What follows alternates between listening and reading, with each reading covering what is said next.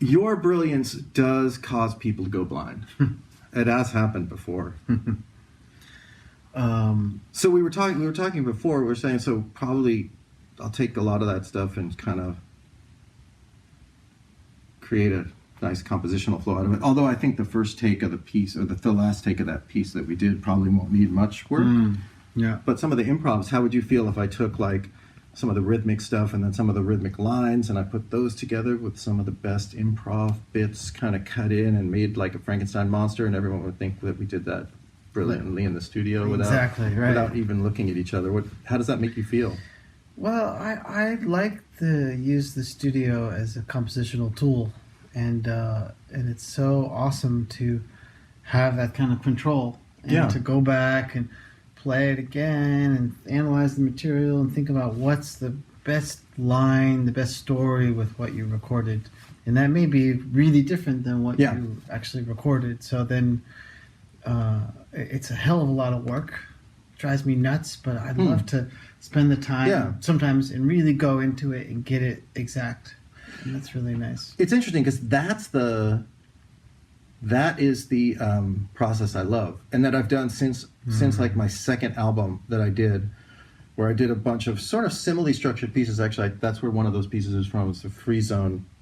Is from that group of pieces, or that period of time where, you know, it would be a quartet or it would be duos or whatever it was, and then I'd go back, get the recording. Of course, you want to play well in the studio, and I think we connected on a lot of really nice stuff. That was beautiful. And then, but being able to go in and refine it.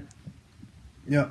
And if you're off a beat and you didn't hit it, well, that's okay. We can line it up, you know, and put together, put my composerly ear to it. Is something that, you know, that I find the studio is a powerful composition tool that way, and I like using it that way. A lot of people, but I actually love that process. Like I love playing with you, but we'll play together. What do we play for, like an hour, hour and a half, and then you'll go away. But the studio stays with me forever. It's like there. What's been going on in Holland? What have you been doing? Oh, well, golly. Last week was really crazy. I was doing a lot of teaching. Had like a 10-hour teaching day. Are you teaching still at the HKU? Yeah, Utrecht. HKU. Yes. Yeah. So I teach composition, I'm teaching rhythm, and I have 6 private students. Yeah. Composition students are awesome. And I'm just getting crazier with the classes. Like, I go weirder and weirder, and I do them in like funny voices, and people are like, "Can you do one of those now? Can you do like a?" I was like, "Okay, ladies and gentlemen, let's take it from bar 64." Like things like that. That's good. Those are like the Carl Stallings recording sessions from. Is that right? Was he like that? Yeah, no, you'd hear him in the booth. That's what they sound like. Yeah. And the student, they just are like, "What the hell is this?" But on the other hand, I'm cracking jokes, but it's a joke attached to a whip. So I'm like, whip joke. You're wrong. Get it? Well, you're rushing. You know. And wait a minute. Wait, this is during your performance lessons or your comp lessons? Oh yeah, no, during the rhythm class. Oh, the rhythm class. Yeah, absolutely. So are you doing Carnatic rhythms with them? Are you doing the Indian stuff, or how? What's your approach? Well, yeah, it's some of the basics of Carnatic, some of that plus some other stuff which I brought to it, and some other things which I think are important. So I throw in a mix of all kinds of different things. And right now, we are learning this rhythmic etude which I wrote. So, fantastic. So they have to navigate. It's not just taka taka rhythm, but now it's melody and rhythm and a little bit tricky here and there. Yeah. So. Are you familiar with the Bill Douglas, the rock etudes that he wrote? So those are interesting because, you know, when I got to Cal Arts, everybody there took Indian percussion for rhythmic study. So the composers would do, and Bill had written these whole series of rock etudes that were actually built on the Indian tabla patterns. Wow.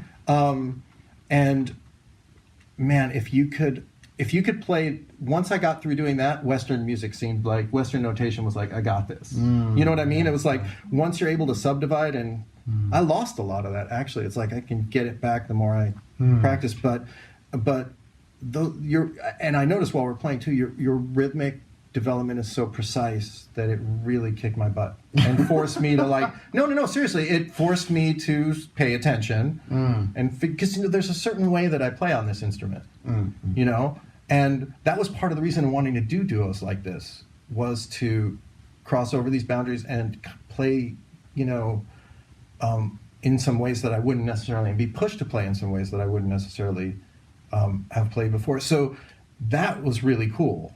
Awesome. And I was thinking about that while we were doing it, because I think your rhythmic development is so right on. And I have this one guy who's a double major in composition and philosophy. So he's like kicking racking his brain trying to read all these books and be a philosopher, and he's trying to get pieces written and do all this other music studies. And it's super interesting what he's doing. And I see the problems. Cool. And so he's like, oh God, I don't feel like I'm not going deep enough with everything because I'm just reading all this stuff. And so, you know, then sometimes I say, well, I always think that school is there not to really teach you anything deep, but just to give you a broad bird's eye view of everything that's out there. And then when it's time for you to really decide what you want to do, which for me was when I was 24. Yeah. Then you go, you know what's out there, and then you go and you get it. And then you really get it.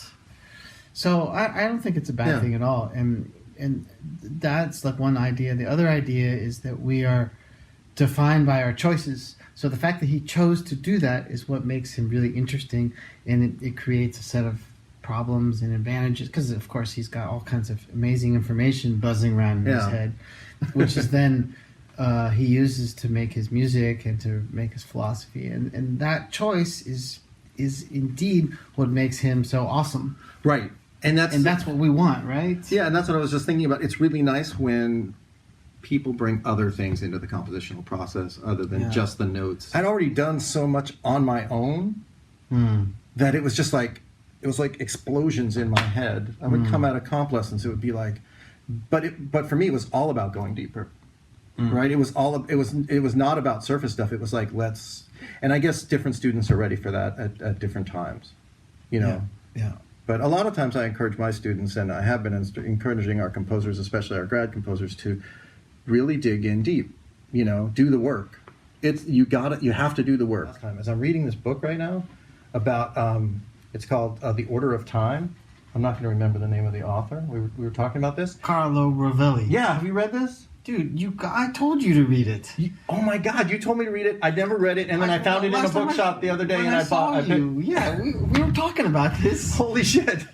Okay, so you told me to do it. I didn't do it, and then I found that book anyway. I must have known when I saw it. It's that time. The arrow of time equals heat. Oh yeah. That it's you know, that whole figuring out we talked about that. Heat. This is the same conversation. No, this is the way it goes. Your teachers tell you stuff. You read books. You think, and then like 10 years pass. You've like kind of not thought about it, but then you come across it, or you think of it, and you think you thought of it exactly. And then if you have a way to figure it out, you like, oh, actually, I already heard this once, but I forgot that I heard it. Right. But now I think that I either thought of it or discovered it myself. So we're constantly, and that's the genius of memory, right? Because it makes we forget, or lack of memory. Well, yeah, we are basically forgetting machines. We basically forget everything that comes in. We only keep a small percentage of what is the information flowing into our brain. The second law of thermodynamics, right? The entropy. Entropy. Yeah. That's the word. Because of entropy, then that's the only thing in the universe that points to an arrow of time. That's right. Exactly. And that's what he was pointing out, which blew my mind, because I was used to thinking about it, well, time moves through the arrow of time, and I would understand. But understanding that it had to do with heat, and that, like, for example, the reason that, you know, we formulate thoughts is because the neurons in our brains, he was pointing out that the neurons in our brains are actually firing and they're creating heat, and that's what's doing it. So if we could freeze ourselves and go into cryogenic suspension, we would not be involved with time anymore. But then again, we wouldn't be doing anything. Well, we wouldn't generate heat. If we could not generate heat, we wouldn't. Well, here's the thing, though. Decay.